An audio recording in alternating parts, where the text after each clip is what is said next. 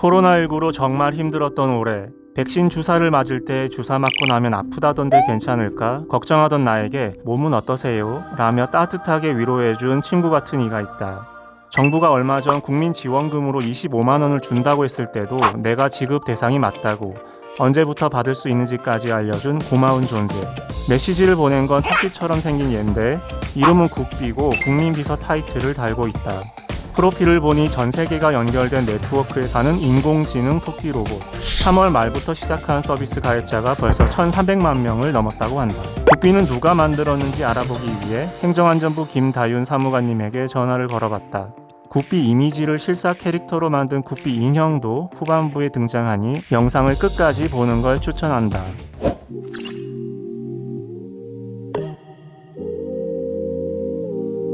정부에서 혜택 이것도 있다, 어떤 돈을 내야 된다 이런 식으로 행정정보를 많이 알려주긴 하는데 이게 담당 기관이 다르다 보니까 서비스마다 어떤 거는 우편으로, 메일로, 문자 메시지 등 제각기 다른 방식으로 알려주니까 불편하다고 느꼈습니다. 국민 입장에서. 근데 이걸 평소에 자주 쓰는 앱 이렇게 하나로 미리 알림을 받으면 되게 좋을 것 같다는 생각에서 국민비서 서비스가 처음에 탄생을 했습니다. 국비는 우리가 궁금해하는 국민지원금이나 코로나19 백신 접종 같은 행정 서비스를 정부 웹사이트나 문자 메시지뿐 아니라 일반 국민들이 친숙한 네이버 앱이나 카카오톡, 토스 앱으로 받아볼 수 있도록 접근성을 높인 게 특징이다.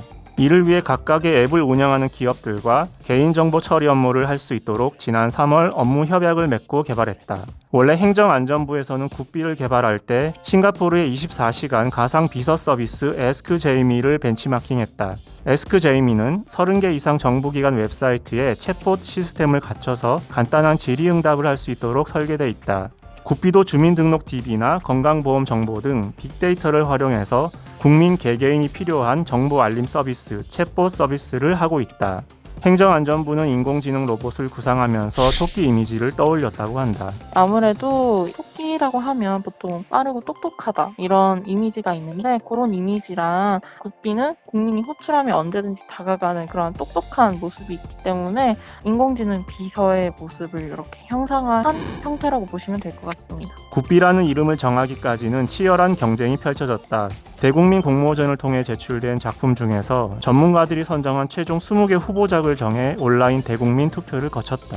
이 중 국민비서를 뜻하는 친절한 국비씨와 조선시대 신문고의 북소리에서 따온 둥둥이가 결승에 올랐는데 최종적으로는 국비를 친근하게 발음한 국비로 정해졌다. 이건 국비가 국민비서로서 무슨 일을 하는지 설명한 거고, 이건 지금까지 국민비서에 가입한 사람들 숫자를 보여주는 그래프다. 특히 국민지원금 사전 알림이 시작된 9월부터 가입자가 급격하게 늘어났다. 지금까지 국민비서 서비스에 가입한 사람은 총 1,369만 명.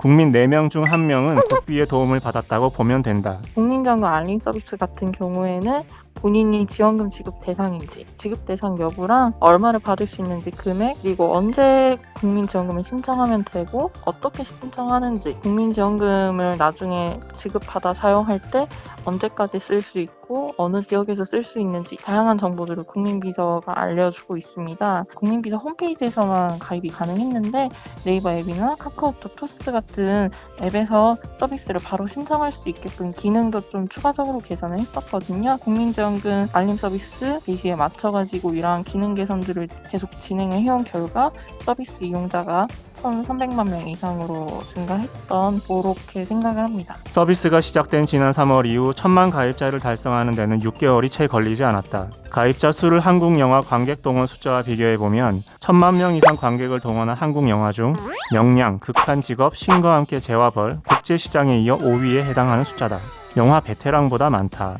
이런 활약을 인정받아 지난 9월 문화체육관광부와 한국콘텐츠진흥원이 개최한 우리 동네 캐릭터 대상 시상식에서 하스타상을 받았다. 국비의 인기가 치솟자 행정안전부에서는 신입 1년차 직원 컨셉트로 실사 캐릭터도 제작했다. 네트워크 세계에서 뛰쳐나온 국비는 이렇게 생겼는데 한껏 올라간 인지도를 기반으로 놀이공원에서 사람들과 함께 셀카를 찍기도 하고 전해철 행정안전부 장관님과 1대1로 만나 가위바위보, 구슬치기를 하며 퀴즈 대결을 펼치는가 하면 민간 사업자에게 개인정보, 재산, 법 위반 사항, 심지어 건강 정보까지 전달되는 게 걱정이 됩니다. 국민 비서에 사용되는 개인정보 우려에 대한 질문을 하는 거침없는 행보를 보이기도 했다. 이런 성과를 바탕으로 구피는 앞으로 활동 폭을 더 늘려갈 계획이라고 한다. 우선은 저희가 내년 상반기까지 알림 서비스 같은 경우에는 휴먼 예금 알림, 국세고지 발송 알림 등 서비스 30종을 추가를 하고 상담 서비스 같은 경우에는 주민등록 민원 같은 서비스 11종을 추가해서 서비스를 대폭 확대를 할 예정입니다. 구피의 활약이 그동안 딱딱하고 멀게만 느껴졌던 행정 서비스 이미지를 바꿨다는 평가도 나온다. 김다윤 사무관님에게 국민들이 보내온 구피 사용 후기를 소개해달라고 했는데 답변을 들으면서 뭔가 가슴 찡한 느낌이 들기도 했다. 예약을 미리 했는데 이게 제대로 예약이 됐는지 좀 알 수가 없었지만 국민비서 같은 경우에는 예약 확인 알림도 보내줍니다. 그래서 국민비서 예약 확인 알림을 받고 좀 안심할 수 있었고 또 나중에 한참 뒤에 접종을 하는데 접종 날짜를 잊을까봐 걱정을 했지만 접종 전이랑 접종 당일에 나중에 접종하고 난 뒤에는 이상 반응 대처 방안까지 이렇게 알려주어서 국가에서 챙겨주는 느낌을 받았다. 든든했다는 이런 의견이 있었습니다. 좀처럼 끝나지 않는 코로나19 위기.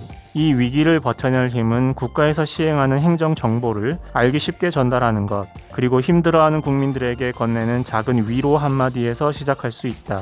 국민들이 국민비서 구피로부터 따뜻한 위로를 받았다고 느끼는 건 바로 국가가 내 옆에서 나를 안전하게 보호해주고 있다는 걸 실감하기 때문이 아닐까.